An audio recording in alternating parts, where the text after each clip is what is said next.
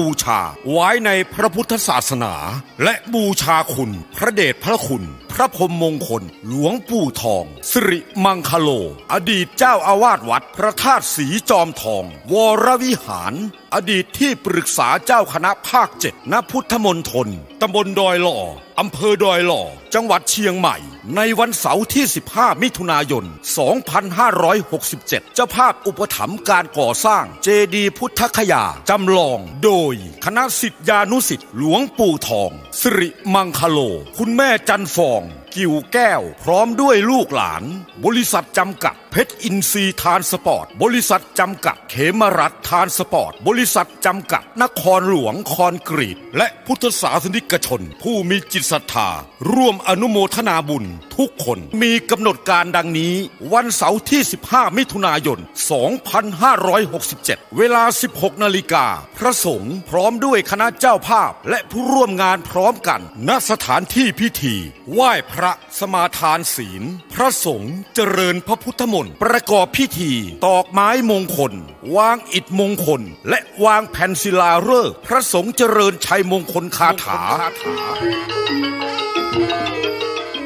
จึงขออนุโมทนาบอกบุญมายังญาติโยมศิษยานุศิษย์ผู้มีจิตศรัทธาทุกท่านร่วมงานวางศิลาฤกษ์เจดีย์พุทธคยาจำลองและบูชาคุณพระเดชพระคุณพระพรหมมงคลหลวงปู่ทองสิริมังคโลอดีตเจ้าอาวาสวัดพระธาตุศรีจอมทองณพุทธมณฑลตำบลดอยหล่ออำเภอดอยหล่อจังหวัดเชียงใหม่ในวันที่15มิถุนายน2567นี้ตามวันเวลาดังกล่าวโดยพร้อมเพรียงกัน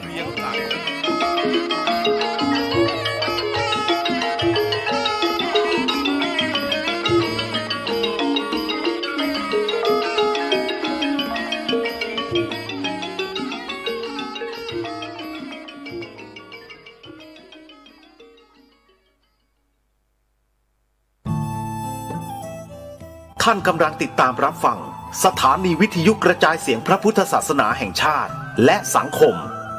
คลื่นเพื่อการศึกษาพระพุทธศาสนาและวัฒนธรรมระบบ FM 104.5 เมกะเฮิรตซ์รายการต่อไปเป็นรายการคดีโลกคดีธรรมเป็นศาสนาสำหรับชาติเราศาสนาในสมัยนี้เป็นของที่แยกจากชาติไม่ได้เป็นความจำเป็นที่เราทั้งหลายผู้เป็นไทยจะต้องมั่นคงอยู่ในศาสนาพระพุทธซึ่งเป็นศาสนาสำหรับชาติเราพระพุทธศาสนาก็ดีหรือศาสนาใดก็ดีที่ตั้งมั่นอยู่ได้ก็ด้วยความมั่นคงของผู้เลื่อมใสตั้งใจที่จะรักษาและข้าพเจ้าพูดทั้งนี้ก็เพื่อชักชวนท่านทั้งหลายอย่างเป็นเพื่อนไทยและเพื่อนพุทธศาสนิกชนด้วยกันทั้งนั้นเพื่อความมั่นคงแห่งพระพุทธศาสนาข้าพเจ้ารู้สึกว่าได้ทำหน้าที่สมควรแก่อุปถัมภ์พระพุทธศาสนาเราจะตั้งใจรักษาศาสนาของเราด้วยชีวิตและถ้าท่านตั้งใจจะช่วยข้าพเจ้าในกิจอันใหญ่นี้แล้วก็จะเป็นที่พอใจข้าพเจ้าเป็นอันมากเพราะฉะนั้นเป็นหน้าที่ของเราทั้งหลายที่จะช่วยกันบำรุงรักษาพระพุทธศาสนาอย่าให้เสื่อมสูญไปการที่จะบำรุงพระพุทธศาสนาเราต้องรู้สึกก่อนว่าหลักของพระพุทธศาสนาคืออะไรเราจะถือว่าเราเป็นไทยด้วยกันหมดเราจะต้องรักษาความเป็นไทยของเราให้ยั่งยืนเราจะต้องรักษาพระพุทธศาสนาให้ถาวรวัฒนาการอย่างที่เป็นมาแล้วหลายชั่วโคตรของเราทั้งหลายพระบรมราโชวาทของพระบาทสมเด็จพระมงกุฎเกล้าเจ้าอยู่หัวรัชกาลที่6พระบรมราโชวาทก็ดีพระราชนิพนธ์ก็ดีหรือพระบรมราชโองการของพระมหากษัตริย์ถือเป็นบทบัญญัติแห่งกฎหมายทั้งหมดทั้งสิ้นการบัญญัติให้พระพุทธศาสนาเป็นศาสนาประจำชาติไทยไว้ในรัฐธรรมนูญจึงเป็นสิ่งที่ถูกต้องทั้งกฎหมายและทางโบราณราชประเพณีการบัญญัติให้พระพุทธศาสนาเป็นศาสนาประจำชาติไทยไว้ในรัฐธรรมนูญ ย่อมเป็นหลักค้ำประกันให้กับประชาชนคนไทยว่าตนได้ปฏิบัติตามกฎหมายอย่างแท้จริงการบัญญัติให้พระพุทธศาสนาเป็นศาสนาประจำชาติไทยไว้ในรัฐธรรมนูญมิได้เป็นการลิดรอนสิทธิเสรีภาพของผู้ใดแต่เป็นการยืนยันความจริงตามกฎหมายและประวัติศาสตร์ชาติไทยการบัญญัติให้พระพุทธศาสนาเป็นศาสนาประจำชาติไทยไว้ในรัฐธรรมนูญจะทำให้พระพุทธศาสนาได้รับการอุปถัมภ์และคุ้มครองจากรัฐดุจเดียวกันกับที่องค์พระมหากษัตริย์ทรงกระทำมาการบัญญัติให้พระพุทธศาสนาเป็นศาสนาประจำชาติไทยไว้ในรัฐธรรมนูญจะป้องกันพระพุทธศาสนาไม่ให้ถูกลัทธินิกายนอกศาสนากระทำการใดๆได้ด้วยอุบายต่างๆนานาการบัญญัติให้พระพุทธศาสนาเป็นศาสนาประจำชาติไทยไว้ในรัฐธรรมนูญจะทำให้สังคมไทยมีแต่ความสุขร่มเย็นเป็นธรรมทั้งต่อคนศาสนาอื่นและคนสัญชาติอื่นได้อย่างแท้จริงแต่ถ้าไม่บัญญัติให้พระพุทธศาสนาเป็นศาสนาประจำชาติไทยไว้ในรัฐธรรมนูญในอนาคตประเทศไทยจะต้องตกอยู่ในสถานะเดียวกันกับพื้นที่3 จังหวัดชายแดนภาคใต้อย่างแน่นอนพระบรมราโชวาทพระบาทสมเด็จพระเจ้าอยู่หัวในมหาสมาคมณพระที่นั่งอมรินทร์วินิจฉัยในพระบรมมหาราชวังโดยที่พระพุทธศาสนาเป็นศาสนาประจำชาติของเราทั้งตามความศรัทธาเชื่อมั่นของข้าพเจ้าเองก็เห็นเป็นศาสนาที่ดีศาสนาหนึ่งเนื่องในบรรดาสัจธรรมคำสั่งสอนอันชอบด้วยเหตุผลจึงเคยคิดอยู่ว่าถ้าโอกาสอำนวยข้าพเจ้าควรจะได้บวชสักเวลาหนึ่งตามราชประเพณีซึ่งจะเป็นทางสนองพระเดชพระคุณพระราชบูรพการีตามคตินิยมด้วยแต่นับตั้งแต่ข้าพเจ้าได้ครองราชย์สืบสันตติวงศ์ต่อจากสมเด็จพระเชษฐาธิราชก็ล่วงมากว่า10 ปีแล้วเห็นว่าน่าจะถึงเวลาที่ควรจะทำตามความตั้งใจไว้นั้นแล้วประการหนึ่งอันหนึ่งการที่องค์สมเด็จพระสังฆราชหายประชวรมาได้ในคราวประชวรครั้งหลังนี้ก่อให้เกิดความปีติยินดีแก่ข้าพเจ้ายิ่งนักได้มาคำนึงว่าถ้าในการอุปสมบทของข้าพเจ้าได้มีองค์สมเด็จพระสังฆราชเป็นพระอุปชาแล้วก็จะเป็นการแสดงออกซึ่งความศรัทธาเคารพในพระองค์ท่านของข้าพเจ้าได้อย่างเหมาะสมอีกประการหนึ่งจึงได้ตกลงใจที่จะบรรพชาอุปสมบทในวันที่22 เดือนนี้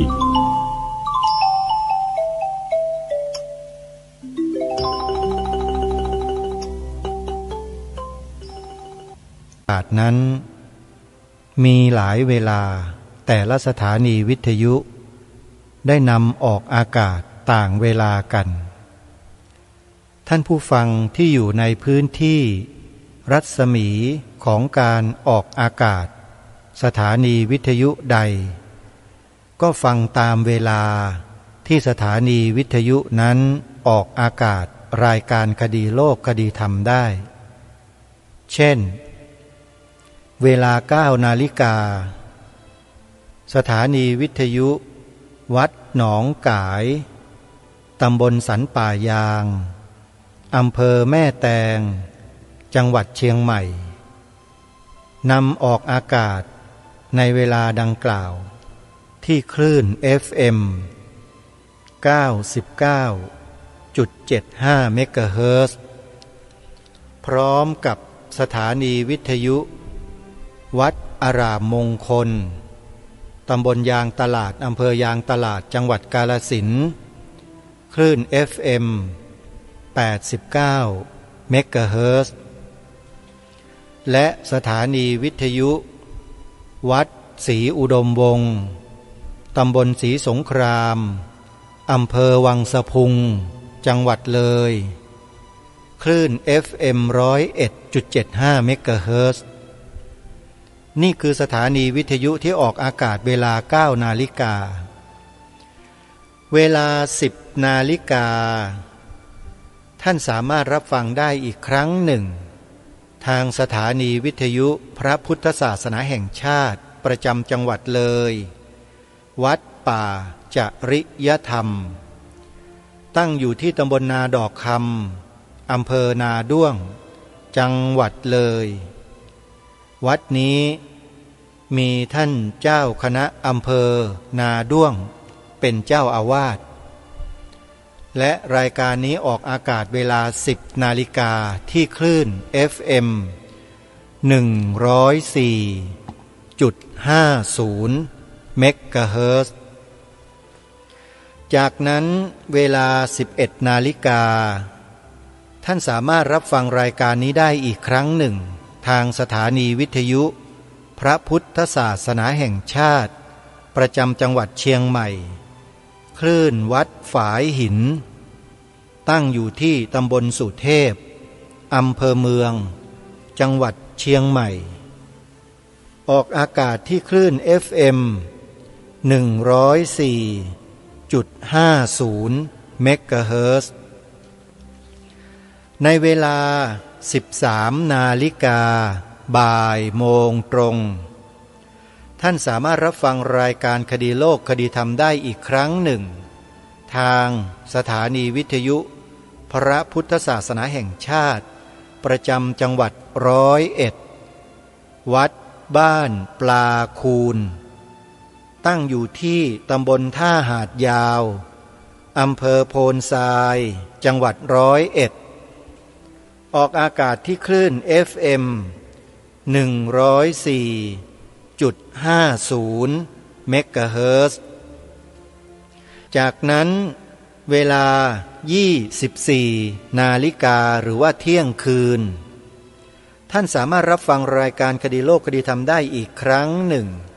ทางสถานีวิทยุพระพุทธศาสนาแห่งชาติประจำจังหวัดเชียงใหม่คลื่นวัดฝายหินตำบลสุเทพอำเภอเมืองจังหวัดเชียงใหม่ออกอากาศที่คลื่น FM 104.50 เมกะเฮิรตซ์และท่านยังสามารถรับฟังรายการนี้ย้อนหลังผ่านทาง YouTube ได้อีกด้วย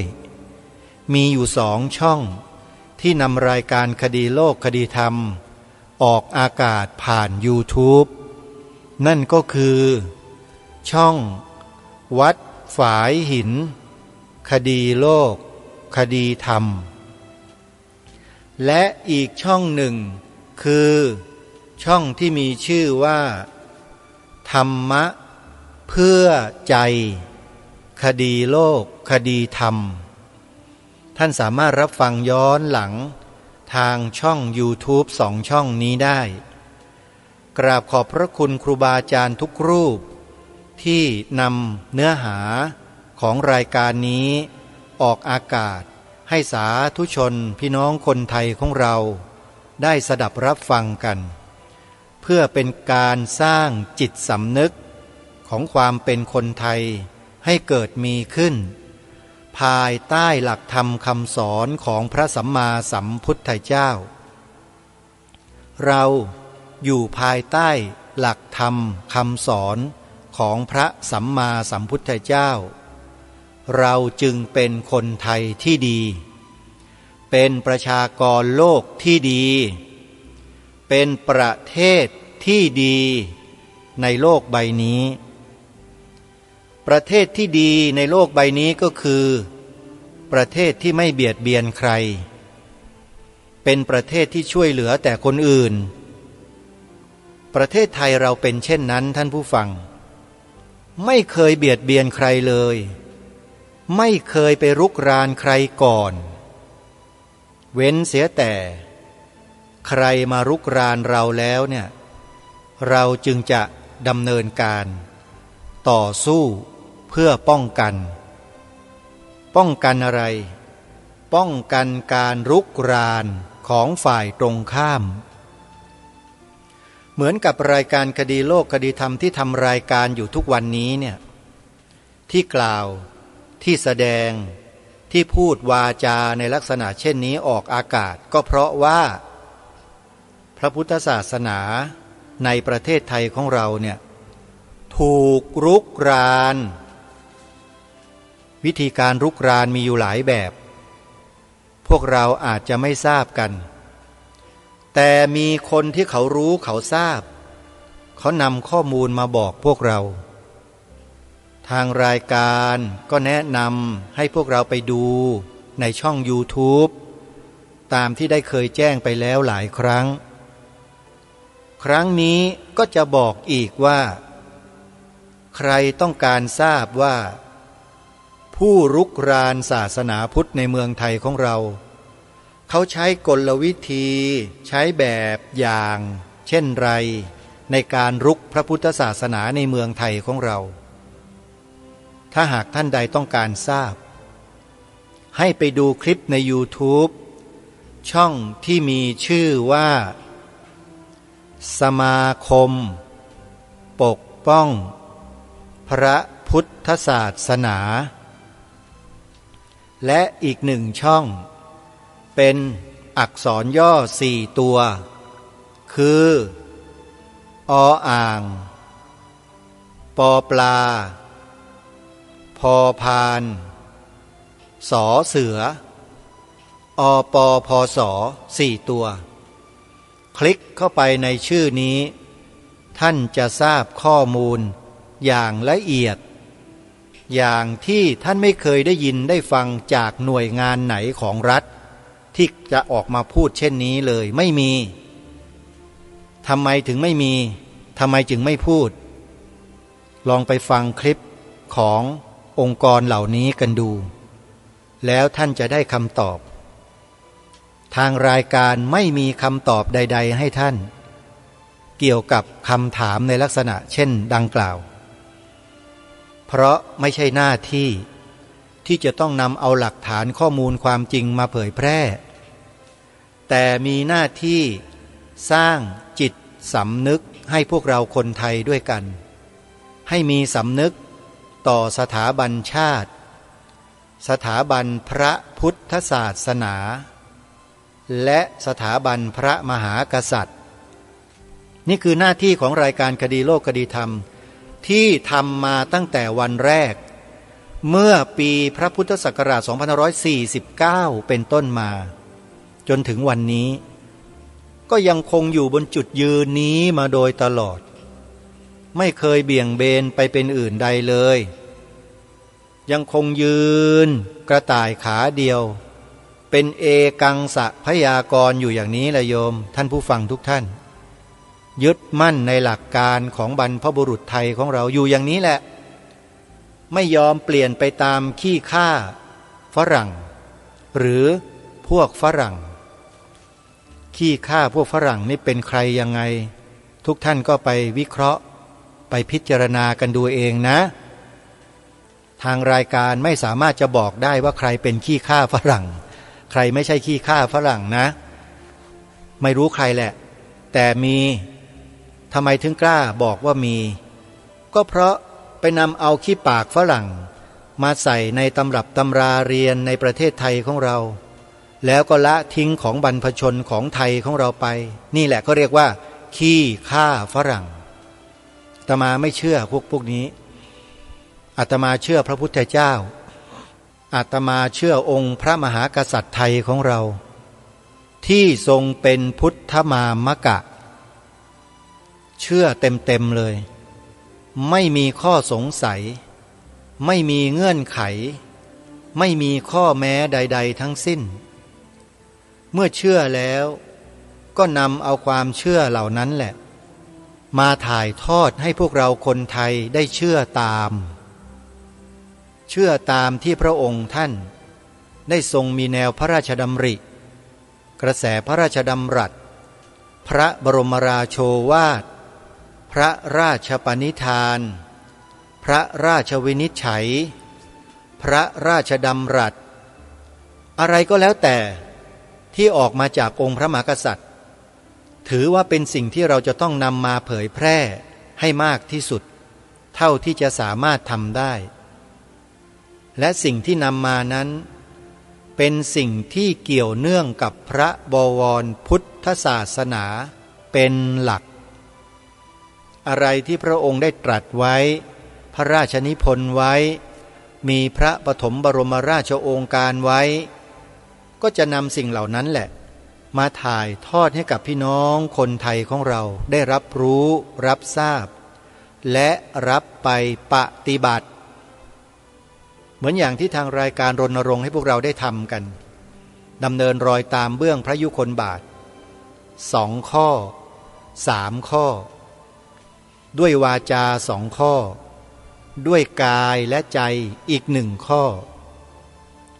ด้วยวาจาก็คือกล่าวประโยค2 ประโยคนี้ประโยคที่1พระพุทธศาสนาเป็นศาสนาประจำชาติไทยของเราประโยคที่2สีขาวในธงชาติไทยหมายถึงพระพุทธศาสนาเท่านั้นเป็นอื่นไม่ได้ข้อที่3ขึ้นทะเบียนเขียนใบสมัครปฏิญาณตนเป็นพุทธมามกะตลอดชีวิตตามรอยเบื้องพระยุคลบาทนี่คือสิ่งที่ทางรายการได้อัญเชิญมาน้อมนำมาถ่ายทอดให้พวกเราได้ถือปฏิบัติตามพระองค์ท่านใครที่ไม่ปฏิบัติตามทางรายการก็ไม่ได้ว่าแต่ขอให้เข้าใจด้วยว่าผู้ที่ปฏิเสธโดยที่ไม่คิดอะไรเลยเนี่ยพอทางรายการรณรงค์ปุ๊บปฏิเสธปั๊บเนี่ยนะถือว่าท่านไม่ใช่คนไทยไม่ใช่ลูกหลานไทยอย่างแท้จริงเพราะท่านปฏิเสธความเป็นไทยแล้วท่านจะบอกว่าตัวเองเป็นคนไทยได้หรือไม่ถ้าเป็นคนไทยที่แท้จริงจะไม่ปฏิเสธความเป็นไทยสิ่งที่ทางรายการนำมาเสนอมารณรงค์ให้ทำกันให้กล่าวกันเนี่ยคือความเป็นไทยนะไม่ใช่ความเป็นทาสนะแต่ใครก็ตามที่ปฏิเสธไม่เห็นด้วยไม่เอาด้วยแล้วก็มาคัดค้านต่อต้านทำลายก็แล้วแต่เถอะแล้วจะบอกว่าเป็นคนไทยได้ไหมแล้วจะบอกว่าเป็นคนที่มีเอกราชได้ไหมไม่ได้แต่มันเป็นตรงกันข้ามฮะเป็นอะไรเป็นทาสเป็นทาสใครไม่รู้เป็นทาสแก่อะไรไม่ทราบแต่คนพวกนี้ไม่เห็นด้วยกับพวกเราที่พากันทำแบบนี้ท่านผู้ฟังนี่คือวิธีการแยกน้ำแยกปลาออกให้ชัดเจนด้วยวิธีการแบบง่ายๆถ้าไม่เชื่อไปลองใช้ดูในครอบครัวของท่านดูได้ท่านจะรู้เลยว่าลูกของท่านลูกหญิงลูกชายพี่หญิงพี่ชายน้าหญิงน้าชายป้าหญิงป้าชายพ่อชายแม่หญิงทั้งหลายทั้งปวงเนี่ยเขาจะมีแนวความคิดอย่างไรใช้วิธีการที่ทางรายการทำนี่แหละจะแยกออกเลยและเมื่อแยกออกแล้วก็วิเคราะห์ได้เลยว่าทำไมจึงเป็นเช่นนั้นสามารถสอบถามพูดคุยเพื่อหาแนวคิดของเขาได้เลยนี่คือเป็นการตรวจสอบคนในสังคมแบบง่ายๆระดับครอบครัวของเราทำได้เลยไม่ยากพอเจอหน้าปุ๊บลูกเอ้ยลูกคิดว่าประเทศไทยเราเนี่ยมีศาสนาอะไรเป็นศาสนาประจำชาติแล้วก็เงี่ยหูฟังลูกตอบดูสิลูกจะตอบยังไงตอบตรงตามที่ทางรายการคดีโลกคดีธรรมอัญเชิญมาหรือเปล่าเห็นไหมฮะวิธีการง่ายๆทุกครอบครัวทำได้เลยตรวจสอบกันได้เลยแต่ต้องใช้ความนุ่มนวลใช้ความอารีอารอบอย่าใช้ความกักขละอย่าใช้ความรุนแรงอย่าใช้คำแรงๆโยมพูดด้วยเหตุด้วยผลเด็กๆและเยาวชนยุคนี้เขาฟัง ถ้าใช้เหตุใช้ผลเขาฟังนะแต่ถ้าใช้อำนาจสั่งการเขาไม่สนใจเขาไม่ฟังรายการคดีโลกคดีธรรมไม่เคยบังคับให้ใครเชื่อรายการนี้นำเสนอให้ทุกคนพิจารณาแล้วตัดสินใจด้วยตัวเองมาโดยตลอดไม่เคยกล่าวร้ายไม่เคยทำร้ายใครก่อนยกเว้นถูกกระทำเมื่อไรรายการนี้จึงจะกล่าวจึงจะพูดถึงอย่างกรณีของการไม่บัญญัติในรัฐธรรมนูญว่าพระพุทธศาสนาเป็นศาสนาประจำชาติไทยของเราเนี่ยตั้งแต่ฉบับแรกมาเนี่ยอันเนี้ยต้องพูดเพราะคุณไม่ทำให้ถูกต้องตามจารีตประเพณีวัฒนธรรมของแผ่นดินนี้คุณไปเอาแนวความคิดจากที่ไหนมาทำรัฐธรรมนูญฉบับแรกเนี่ยถามคณะราษฎรหน่อยคุณไปเอาแนวความคิดใครมาคุณมาตัดเอาสถาบันพระพุทธศาสนาของชาติบ้านเมืองออกไปจากกฎหมายรัฐธรรมนูญตั้งแต่ฉบับแรกมาเนี่ยคุณไปเอาแนวความคิดใครมาตอบก็ได้ไม่ตอบก็ได้เรารู้มาตั้งนานแล้วแต่เพียงแค่ถามเพื่อให้ท่านผู้ฟังเนี่ยช่วยกันคิดช่วยกันพิจารณาหาเหตุให้มันเจอว่าบ้านเมืองเราที่มันสเปะสปะกันอยู่ทุกวันนี้ไม่เป็นโลเป็นพายกันสักทีเนี่ยเพราะอะไรเพราะคนกลุ่มไหนไปดูการ์ตูนแอนิเมชันที่เขาสร้างขึ้นมาให้คนไทยดูสิที่ชื่อเรื่องว่า2475ดูกันหรือยังดูแล้วท่านจะรู้เลยว่าใครคืออะไรเป็นยังไงทำอะไรให้กับบ้านเมืองนี้ยังไงและที่บ้านเมืองเป็นทุกวันนี้เพราะอะไรเพราะใครไปดูกันนะแล้วท่านจะทราบอย่าเพิ่งเชื่อรายการนี้อย่าเพิ่งเชื่อผู้ที่พูดอยู่นี้อย่าเพิ่งเชื่อแต่จงไปดูข้อมูลกันก่อนตามที่ทางรายการแนะนำแต่ถ้าท่านไม่รู้ไม่ดูก็เพราะว่าไม่รู้ท่านไม่รู้แล้วอย่ามาเที่ยวชี้นะมันเป็นบาปเขาเรียกว่าชี้ผิดชี้ไม่ถูกคนเราชี้ไม่ถูกแปลว่าจิตมันเป็นทุจริตอยู่ข้างในและมันก็สั่งให้วาจาสั่งกายให้ทำทุจริตออกมาข้างนอกรายการนี้ทำพูดคิดแต่สิ่งที่ถูกต้องเท่านั้นสิ่งผิดไม่ทำความมีศาสนาพุทธเป็นศาสนาประจำชาติไทยของเรานี้เป็นความถูกความที่สีขาวในธงชาติไทยหมายถึงพระพุทธศาสนาเท่านั้นเนี่ยก็เป็นความถูกการที่เชิญชวนทุกคนขึ้นทะเบียนเขียนใบสมัครปฏิญาณตนเป็นพุทธมามกะ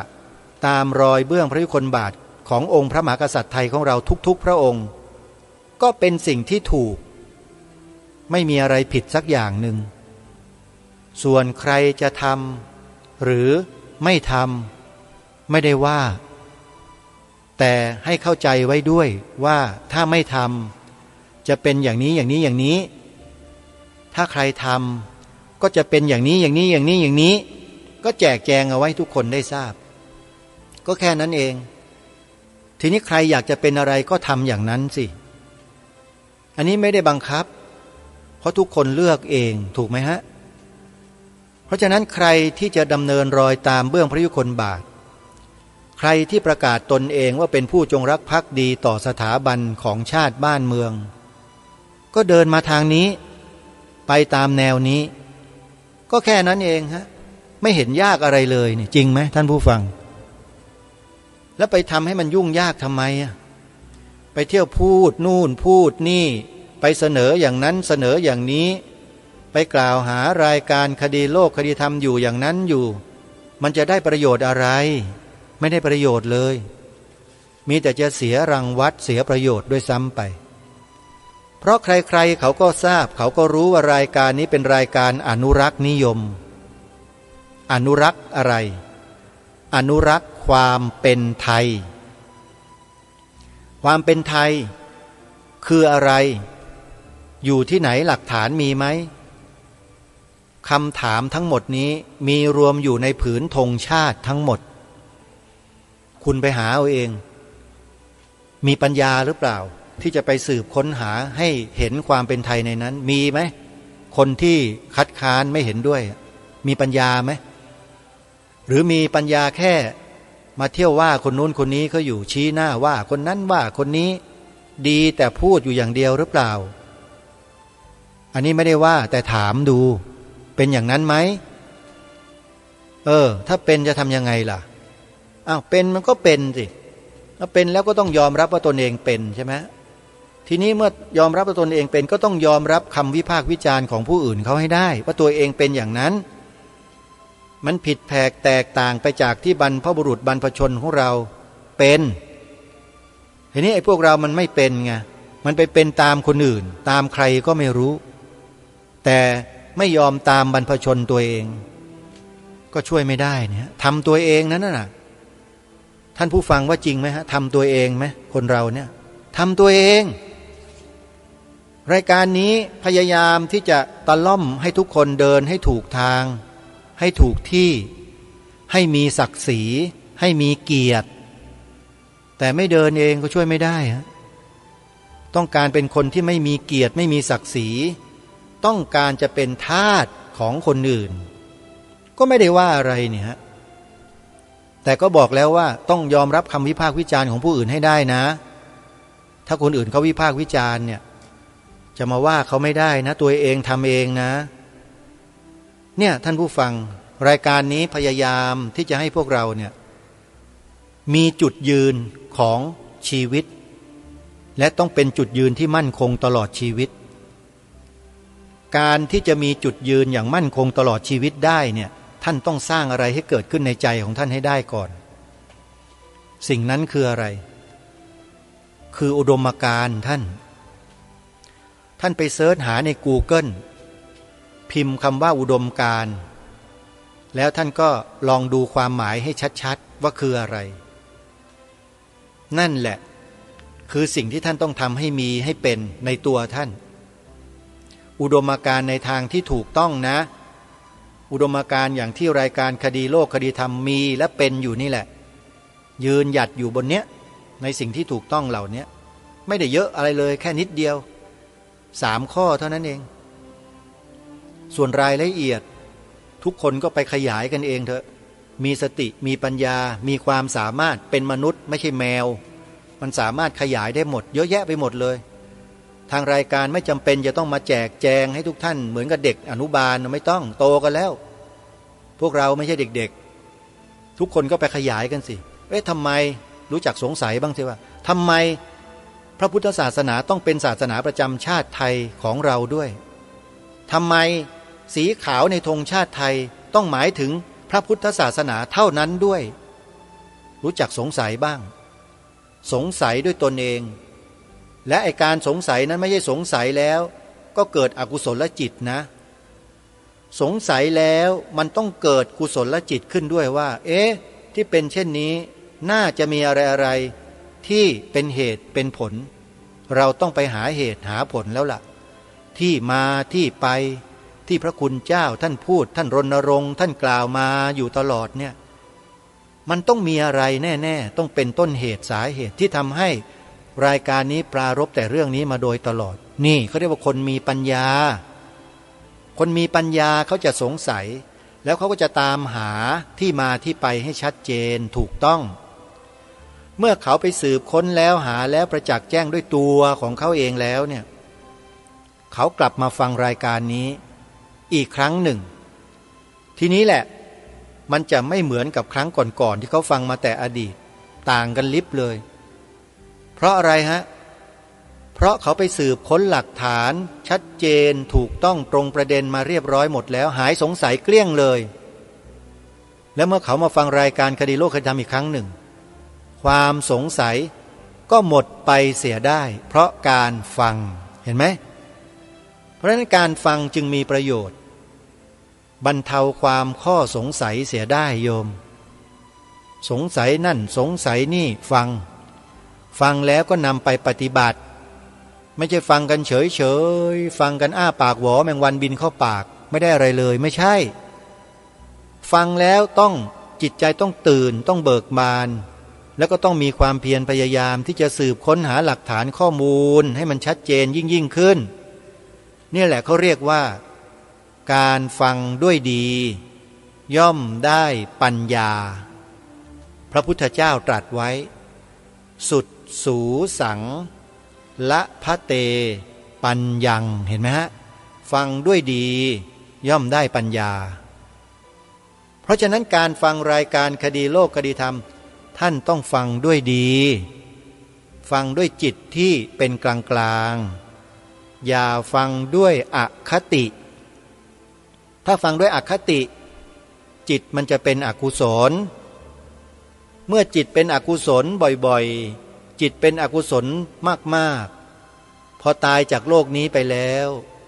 กรรมนิมิตคตินิมิตที่มาปรากฏในเบื้องหน้าก่อนที่จะจุติมันก็จะเอานิมิตนี่แหละหน่วงนำดวงจิตดวงวิญญาณของผู้ตายผู้จุตินั่นแหละไปเกิดเป็นอบายภูมิสัตว์ทั้งสี่มีอะไรบ้างนรกเปรตอสุรกายสัตว์เดรัจฉานเรียกว่าอบายภูมิทั้งสี่เพราะจิตมันเป็นอกุศลไงอย่ามองข้ามนะกับชีวิตปัจจุบันกับสภาวะจิตในปัจจุบันของเราอย่าคิดว่าเรามีจิตคิดแบบนี้แล้วมันจะไม่มีผลต่อชีวิตเราในภายภาคหน้าต่อภพหน้าอย่าเชียวไม่เช่นนั้นองค์สมเด็จพระสัมมาสัมพุทธเจ้าจะไม่ทรงบัญญัติอริยมรรคมีองค์8โดยขึ้นต้นด้วยสัมมาทิฏฐิขึ้นเป็นข้อแรกหรอกญาติโยมเพราะไอ้ความคิดความเห็นของมนุษย์ของสัตว์ทั้งหลายเนี่ยถือเป็นความสำคัญสูงสุดถ้าหากว่าความคิดไม่ได้เป็นสัมมาทิฏฐิเสียแล้วเนี่ยไม่มีทางเลยที่มนุษย์คนนั้นจะสามารถนำพาชีวิตตนเองให้หลุดรอดพ้นจากวัฏฏะสงสารได้พ้นไม่ได้เลยก็จะต้องกลับมาเวียนว่ายตายเกิดตายเกิดอยู่อย่างนี้แหละขึ้นนรกลงสวรรค์ขึ้นนรกอยู่อย่างนี้ละโยมไม่ได้บอกขึ้นสวรรค์นะบอกลงสวรรค์ไปพิจารณาให้ดีนะไปคิดให้ดีๆโยมอาตมาพูดอย่างมีสติไม่ได้พูดผิดหรอกตั้งใจพูดลงสวรรค์ขึ้นนรกมันก็อยู่กันอย่างนี้ละโยมไปพิจารณากันนะว่าจริงหรือไม่ความคิดเห็นนี่แหละเป็นเรื่องใหญ่และเรื่องสำคัญมากเพราะมันจะเป็นการสั่งสมอารัมมณปัจจัยอยู่ตลอดเวลาในคัมภีร์มหาปัฏฐานเนี่ยโยมไปดูเถอะใครที่เรียนมหาปัฏฐานมาก่อนก็ทราบดีว่าสิ่งที่มีปรากฏอยู่ในตำราคัมภีร์มหาปัฏฐานมากที่สุดคืออารัมมณปัจจัยจ้ะจริงไหมนักพระอภิธรรมทั้งหลายว่าจริงไหมครับครูบาอาจารย์สายอภิธรรมนี่แหละคือสิ่งที่มีผลต่อการเวียนว่ายตายเกิดของสิ่งมีชีวิตในจักรวาลนี้ก็คือความคิดสร้างแนวความคิดให้เป็นสัมมาทิฏฐิเอาไว้แล้วจะปลอดภัยตลอดกาลสัมมาทิฏฐิทำให้เราปลอดภัยตลอดกาลเชื่อสิกระผมและอาตมาภาพเวลาสร้างมหากุศลสร้างบุญอะไรต่างๆเนี่ยจะอธิษฐานสิ่งนี้เป็นหลักคือขอให้ปัญญาสัมมาทิฏฐิอย่าได้สูญหายไปจากอารัมมณจิตของข้าพเจ้าเลยทุกภพทุกชาติทุกขณะของจิตขอให้ปัญญาสัมมาทิฏฐิ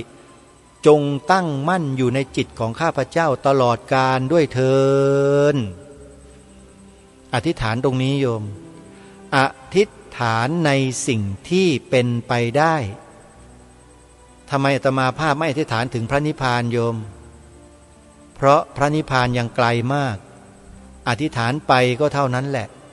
ถ้าจิตเรายังไม่เป็นสัมมาทิฏฐิอธิษฐานไปเท่าไรมันก็ไม่ได้เพราะเราไม่สร้างเหตุปัจจัยให้เป็นสัมมาทิฏฐิสร้างเหตุปัจจัยแห่งสัมมาทิฏฐิสร้างยังไงมีในคำสอนของพระพุทธเจ้าเริ่มต้นด้วยการฟังเห็นไหมฮะมันก็สรุปลงมาถึงการฟังทั้งนั้นเลยโยมฟังด้วยดีย่อมได้ปัญญาเห็นไหมสุดสูสังละพะเตปัญญังที่พระพุทธเจ้าตรัสไว้ฟังอะไรฟังแล้วเป็นสัมมาทิฏฐิฟังธรรมฟังธรรมะของศาสดาองค์ใดล่ะของพระสัมมาสัมพุทธเจ้าเท่านั้นศาสดาอื่นฟังแล้วไม่เกิดสัมมาทิฏฐิพูดชัดแล้วนะอันนี้ไม่ได้กล่าวหานะครับแต่เป็นความจริงอย่างนั้นครับมีพราหมณ์หรือมีเทวดาหรือใครก็ไม่รู้แหละมาทูลถามพระสัมมาสัมพุทธเจ้าว่าเมื่อสิ้นองค์สมเด็จพระสัมมาสัมพุทธเจ้าไปแล้วเนี่ยสิ้นการผ่านไปนานเป็นพันปี2,000 ปีแล้วยังคงมีพระอริยบุคคลหลงเหลืออยู่ไหมในศาสนาของพระองค์ที่ยังคงมีอยู่ในโลกองค์สมเด็จพระสัมมาสัมพุทธเจ้าตรัสบอกว่าตราบใดที่ยังมีผู้คนปฏิบัติตามอริยมรรคมีองค์8ตราบนั้นก็ไม่สิ้นพระอรหันต์โยมเมื่อพระพุทธองค์ตรัสถึงเพียงนั้นแล้วจะป่วยกล่าวไปยัยกับพระอริยเจ้าอีก3 ชั้นขั้นต่ำว่าจะไม่มีได้เล่าเพราะฉะนั้นพระอริยบุคคลขั้นต่ำที่เหลืออีก3มีพระโสดาบันพระสกทาคามีพระอนาคามีจึงไม่ต้องกล่าวถึงเลยว่ามีหรือไม่ขนาดพระพุทธเจ้ายังตรัสว่าพระอรหันต์ยังมีเลยโยมและพระอริยบุคคลขั้นต่ำ3จะเหลือหรือใช่ไหมฮะเพียบเลยโยมโอ้โหฟังแล้วชื่นใจข้อนี้เห็นไหมล่ะนี่แหละคือสิ่งที่พระพุทธองค์ตรัสยืนยันไว้ว่าตราบใดที่อริยมรรคมีองค์8ยังมีผู้ถือปฏิบัติตรงตามอริยมรรคมีองค์8อยู่โลกก็จะไม่เว้นว่างจากพระอรหันต์และจะป่วยกล่าวใยกับพระโสดาบันละโยมเพียบเลยค่ะพระสกทาคามีเพียบเลยจ้ะพระอนาคามีก็เพียบเลยจ้ะเพราะฉะนั้นญาติโยมสาธุชนทุกท่านพุทธบริษัทของเราไม่ว่าจะเป็นฝ่ายบรรพชิตฝ่ายคฤหัสถ์ก็ตามโยมเชื่อเถอะมีพระอริยบุคคลอยู่เพียบเลยโยมเพราะฉะนั้นโยมอย่าไปว่าพระอย่าไปว่าชาวพุทธด้วยกันนะโยมนะอย่าไปตำหนิไปติเตียนอย่าไปกล่าวโทษอย่าไปอะไรนะอย่าไปนำเสนอข่าวไม่ดีของพระแล้วก็ไปตีไข่ใส่สีไปชงไปเติมกันแซ่บสมันกันอยู่ในรายการข่าวทุกวันนี้อย่าไปทำอย่างนั้นนะโยมฉิบหายกันทั้งตระกูลนะโยมนะไม่ได้แช่งนะโยมไม่ได้แช่งนะแต่มันเป็นเหตุเป็นผลไงคุณไปทำสิ่งเหล่านั้นกันอยู่ตลอดนำแต่สิ่งเลวๆร้ายๆของพระสงฆ์ไปนำเสนอผ่านหน้าจอทีวีกันทุกวี่ทุกวันตะบันเสนอกันอยู่เนี่ยฉิบหายกันอย่างเดียวนั้นน่ะอย่างน้อยๆก็ทำให้ศรัทธาของพี่น้องประชาชนฉิบหายไปจากพระสงฆ์จริงไหมฮะเสนอกันทุกวันคนที่ไม่มีปัญญาไม่มีความรู้ความเข้าใจในหลักของพระศาสนาเป๋ไปหมดเอ็นเอียงออกไปหมดเลยถามว่านี่คือกระบวนการเป็นวิธีการของใครที่ทำประเทศไทยแบบนี้น่าสงสัยไหมล่ะโยมรายการนี้จึงได้รณรงค์ให้พวกเราอยู่บนจุดยืนของเราหลักการของเราอย่าตกเป็นทาสใครทาสทางความคิดสำคัญมากเพราะฉะนั้น วัดวารามต่างๆทั่วราชอาณาจักรไทยนั้นสอนธรรมะที่ถูกต้องทุกวัดสอนวัดใดก็ตามที่สอนให้ทานรักษาศีลเจริญภาวนาถูกต้องทั้งหมดวัดใดที่สอนให้เลิกทำทานเลิกรักษาศีลเลิกเจริญภาวนากล่าวหาว่าทำผิดพวกนี้คือพวกอมนุษย์มาเกิดไม่ใช่มนุษย์มาขัดขวางการให้ทานรักษาศีลเจริญภาวนาของชาวพุทธในประเทศไทยเราเนี่ยไม่ว่าจะด้วยกายด้วยวาจาด้วยใจก็แล้วแต่เป็นอมนุษย์ทั้งนั้นเลยโยมไม่ใช่มนุษย์เป็นคนที่ใจต่ำถ้าเป็นมนุษย์ต้องเป็นคนที่มีใจสูงพอเห็นพวกเราให้ทานรักษาศีลเจริญภาวนากันแล้วมนุษย์ใจสูงเหล่านี้จะยกมือพนมมือสาธุสาธุสาธุอนุโมทามิแต่ถ้าพวกอมนุษย์มันจะบอกว่าถวายเงินพระเป็นบาปพระที่รับเงินจากญาติโยมเป็นมหาโจรนี่คือพวกอมนุษย์ทั้งนั้นเลยโยมไม่ใช่มนุษย์เพราะใจต่ำมองอะไรก็มองต่ำๆไม่เคยมองอะไรสูงเลยมองการกระทำของชาวพุทธที่กระทำต่อพระสงฆ์ด้วยความศรัทธานอบน้อมถวายปัจจัยถวายเงินเพื่อให้พระสงฆ์ท่านได้รับความสะดวกพวกคนพวกนี้